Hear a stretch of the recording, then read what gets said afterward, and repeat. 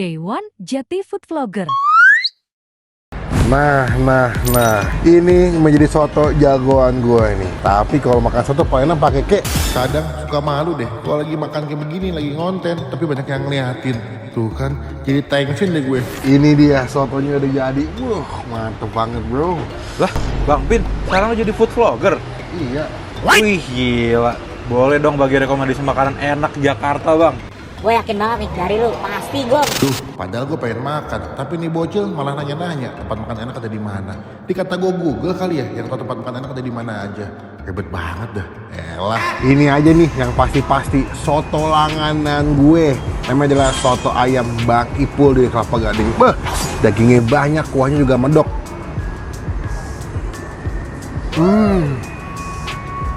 Wow. Udah enak makannya pakai kecap bango biar makin mantap. Karena kecap bango 100% kecap. Kita aduk-aduk udah dikasih kecap bango, udah dikasih koya. Ih, makin mantap makan siang gue nih. Kuahnya lebih gurih, manis. Emang ya, kecap bango bikin makan apa aja jadi enak. Coba komen di bawah, nextnya gue makan apa lagi pakai kecap bango. Takis bos.